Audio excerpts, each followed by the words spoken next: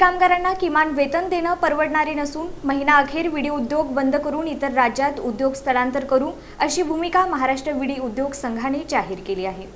सोलापूरसह राज्यातील विडी कामगारांना किमान वेतन अधिनियम 1948 नुसार सुधारित किमान वेतन देण्याचा निर्णय राज्य शासनाने घेतला आहे। राज्याचे कामगार मंत्री आकाश पुंडकर यांच्या उपस्थितीत झालेल्या बैठकीत विडी कामगारांच्या किमान वेतनाची अंमलबजावणी करण्याचे निर्देश देण्यात आले आहेत। त्यानुसार विडी कारखानदारांनी 1000 विड्यांमागे 379 रुपये मजुरी देण्याचे पत्र सहाय्यक कामगार आयुक्तांनी दिले आहे। या निर्णयावर विडी उद्योजकांनी शुक्रवारी पत्रकार परिषद घेऊन आपली भूमिका स्पष्ट केली आहे। सध्या विडी कामगारांना 1000 विड्यांमागे 245 रुपये मजुरी दिली जाते। किमान वेतनातील फरकासह 379 रुपये मजुरी देणे उद्योगाला परवडणारे नसल्याचे उद्योजकांनी यावेळी सांगितले। प्रसंगी उद्योग बंद करू, मात्र किमान वेतन देणे शक्य नसल्याची भूमिका यावेळी या सर्वांनी मांडली। धूम्रपान विरोधी कायदा आणि बनावट विड्यांमुळे विडी उद्योग आधीच अडचणीत आहे। तसेच इतर राज्यांच्या तुलनेत महाराष्ट्रात विडी कामगारांना अधिक मजुरी दिली जात असून वेळोवेळी मजुरीत वाढ करण्यात आली आहे। किमान वेतनाचा निर्णय हा कामगार नेत्यांच्या दबावामुळे घेण्यात आला असून ही मागणी कामगारांची नसून कामगार नेत्यांचा हट्ट असल्याचा आरोप उद्योग संघाने केला।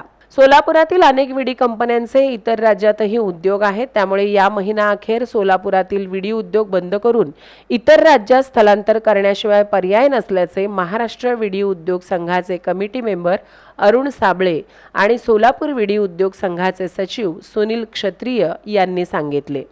या पत्रकार परिषदेस ओम शेठ तिवाडी, बाळासाहेब जगदाळे, भूषण तिवाडी आणि पार्थ ब्रह्मभट्ट हे उपस्थित होते।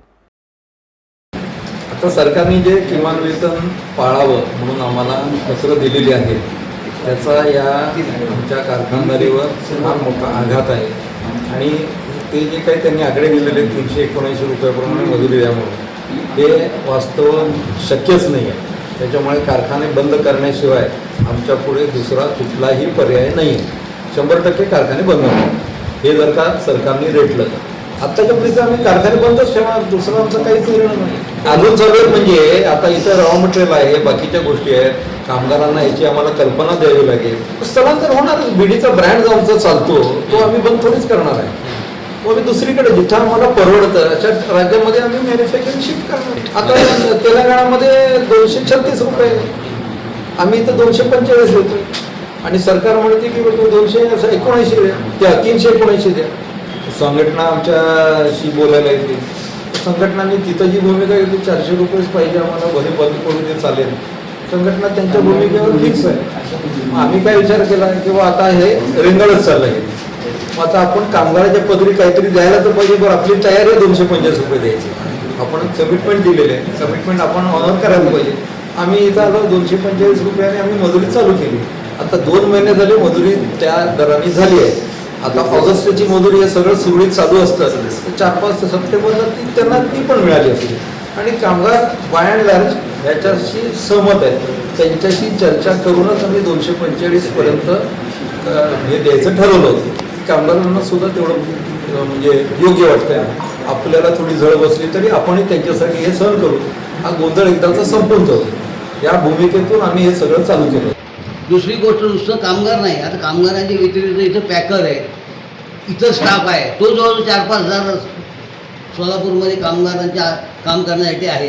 त्यांच्यावरही मोठं बालन येणार, संकट येणारच आहे। आणि धंदा जो बंद केला तर त्यांचं काय काम आहे, हा जो फार मोठा प्रश्न आहे। या नुसतं विडी कामगारांना हायलाईट करण्यापेक्षा बाकी लोकांचे मॅनेजरपासून वॉचमॅनपर्यंत या सगळे लोक त्यात भरडले जाणार, हा महत्त्वाचा मुद्दा आहे। आणि एक घर नाही, याच्यामध्ये लाखो घरं बर्बाद होणार। बरं, आज मार्केटमध्ये आपल्याला जायचं आहे, व्यापार करायचा आहे, तर आज ही किंमत असेल, उद्या साखरे जावा एका ठिकाणी 10 रुपयानं माझ्याकडे 14 रुपये म्हणून तर माझी साखर कोण घेणार? तशीच परिस्थिती बीडीची। दुसरी महत्त्वाची गोष्ट त्यांच्या डोक्यामध्ये जे काय आहे किंवा कामगारांना 250-200 काय असेल ते रक्कम, पण ती घरकीपेही त्यांच्या लक्षात येत नाही। 8 तास कामगार का माझ्याकडे बसून असतो, 1 तास येतो, तो रोज किती बिडी आणणार हे आम्हाला माहीत नाही। तो त्याची घरची कामं करून मुलांना सांभाळणे, डबे करून देणे, त्यांची घरची कामं व्यवस्थित चाललेलीच असतात। उद्याच्या 8 तास काम केलं तर ही सगळी कामं बंदच होणार आहेत। म्हणून हा बिडी धंद्याला जास्त महत्त्व दिलं जातं. त्याचं कारण आहे की बिडीत काम होऊन पैसे मिळत आहेत, प्लस घरची सर्व कामं होत आहेत.